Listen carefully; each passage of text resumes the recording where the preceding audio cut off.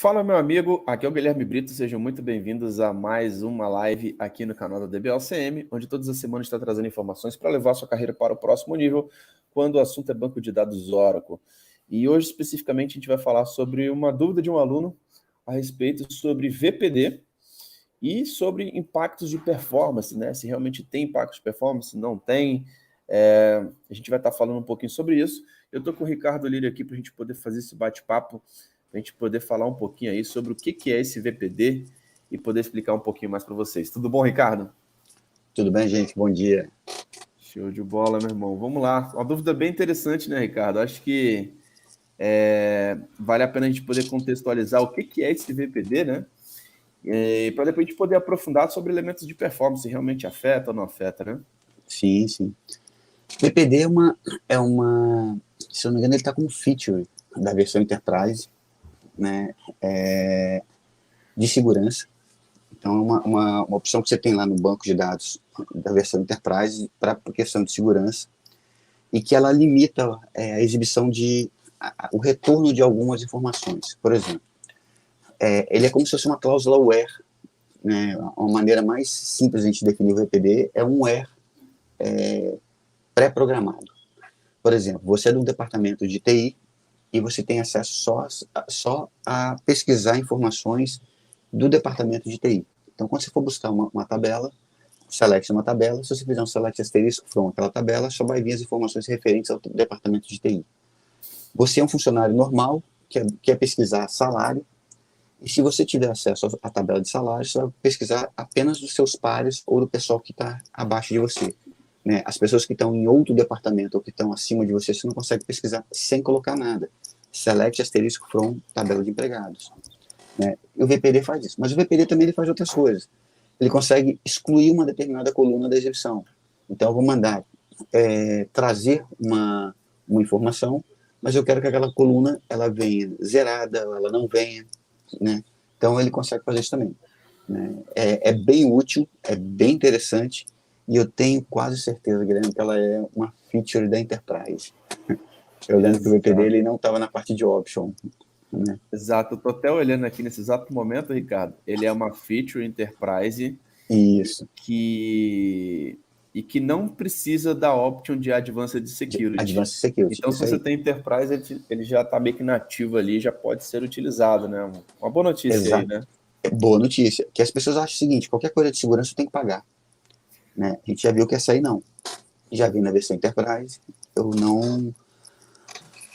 não preciso pagar para colocar o VPD. E é muito bom. Você não sabe por onde começar a implementar segurança na sua empresa, começa nas políticas de senha, começa nas políticas de troca de senha e começa pelo VPD. O VPD já é uma ferramenta bem interessante para você começar a parte de política de segurança da sua empresa. Muito bom, Ricardo, muito bom. E vamos lá, cara, você até já falou um pouquinho, mas acho que vale a pena a gente reforçar aí sobre os benefícios de usar um VPD, né, cara? A documentação até cita alguns benefícios bem interessantes aqui, mas acho que vale a pena a gente poder ressaltá-los, né? A questão do VPD, qual que é a vantagem do VPD? Eu não preciso adicionar nenhuma linha de programação, mudar nada na minha programação para que ele traga os resultados que eu tenho acesso. Você tem um sistema de um terceiro, e esse terceiro já não tem mais o código, você tem que pagar para uma manutenção, né?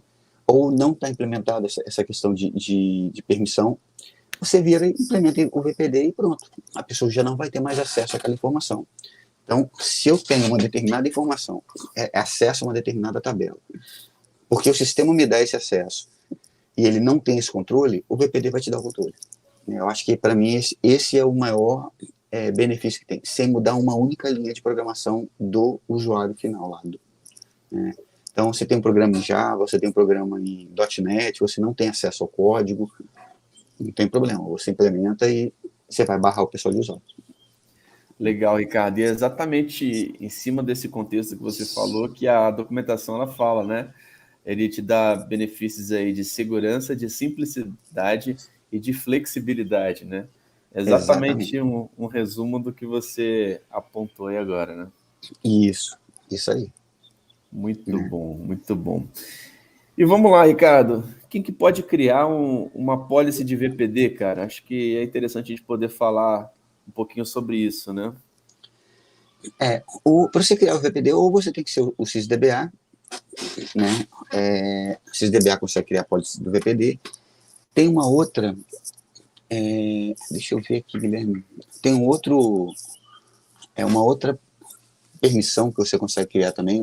Existem algumas roles lá que você consegue dar de permissão de add policy, enable policy, refresh policy, create policy, né? Você consegue ter essas. Agora, quem deve criar role de segurança, a gente tem que entender o seguinte: é muito bom o DBA criar, ter acesso total, né, ao banco de dados? Sim, né? Sim e não.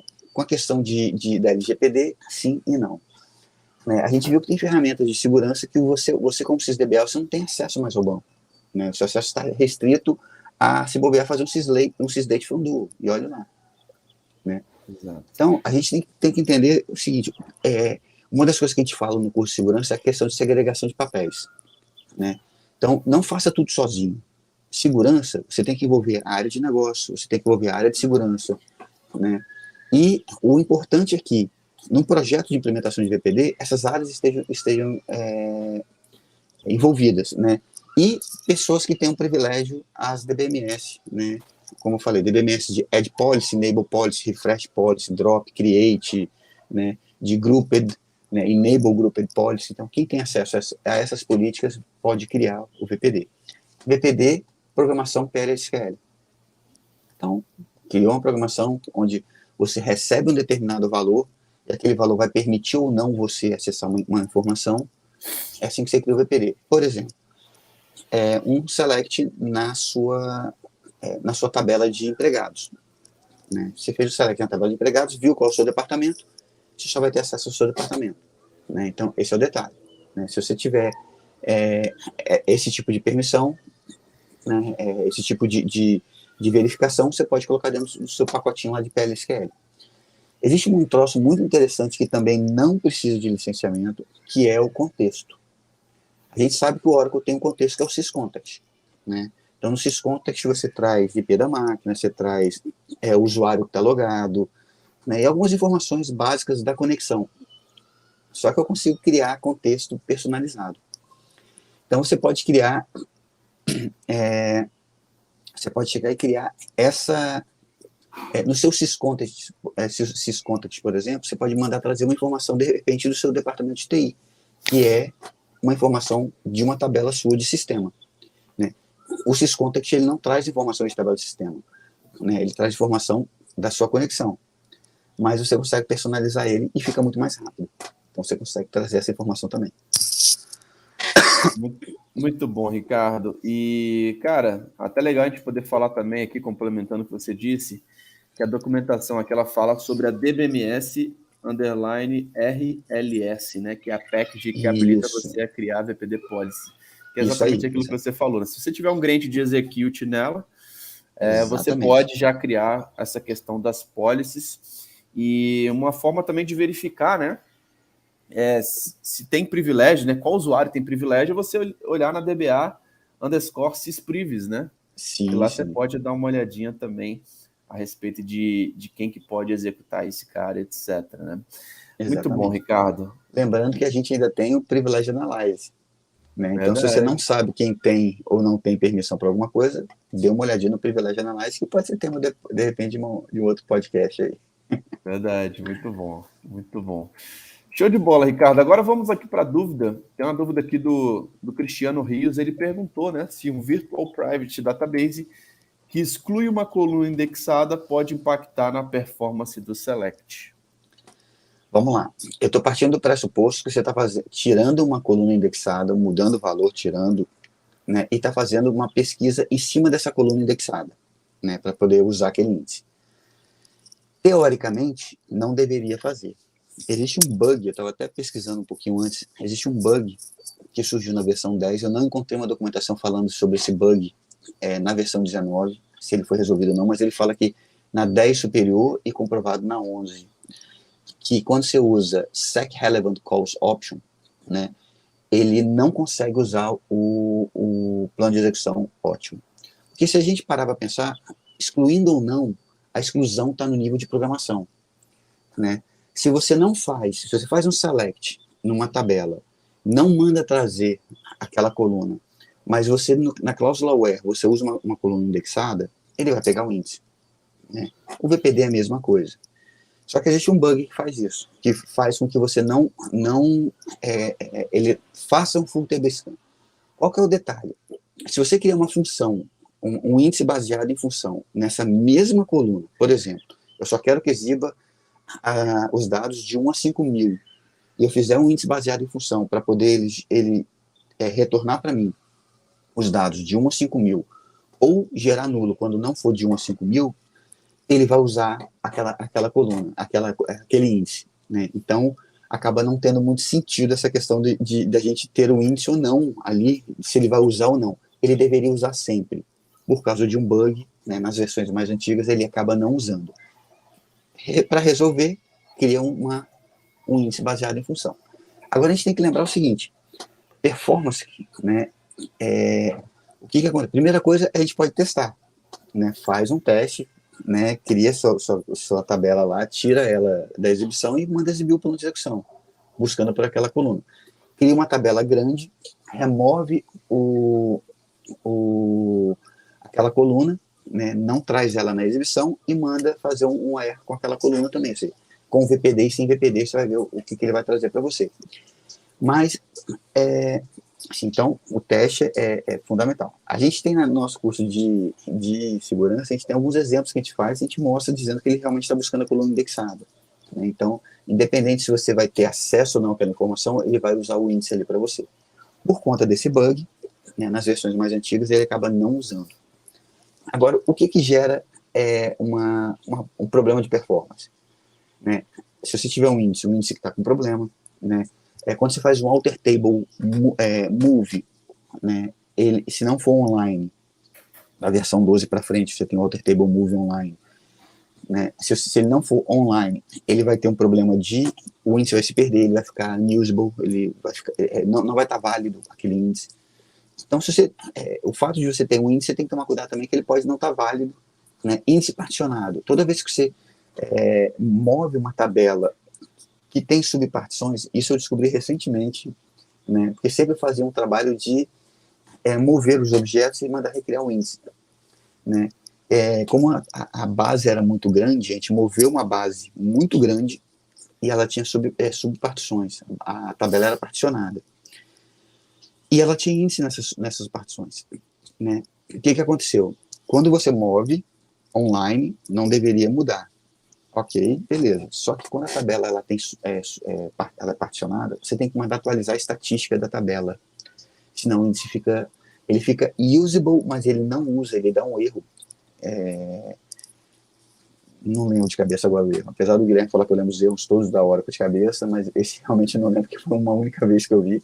Então você tem que atualizar a estatística. Então, a questão de performance ela envolve várias etapas, vários problemas, escrita, uso de CPU, uso de memória, né? O pior vilão que a gente sabe que é a escrita, né? O I/O é um dos piores vilões, rede, então tem muita questão aí de I/O. E esse é um bom teste para a gente fazer, de repente até uma aula, né? Mas ele deveria usar, ele usa quando você faz com essa função, esse índice baseado em função, né? Mas por causa do bug, como volto a falar, ainda não encontrei uma documentação dizendo que na 19 não tem esse bug, né? Mas por causa de um bug nas versões mais antigas ele não usa, ele faz full table scan, criou o índicezinho baseado em função na mesma coluna, né? Ele vai lá e vai trazer o dado indexado. Ricardo, é até legal a gente complementar também sobre isso, falar sobre aqueles mitos, né, que feature de segurança gera lentidão, né? Nem sempre, né, cara? Depende muito, né? As pessoas têm muita ideia de que feature de segurança gera lentidão porque é muito acostumada à auditoria, né? E o pior, acostumado à auditoria e ligar tudo na auditoria.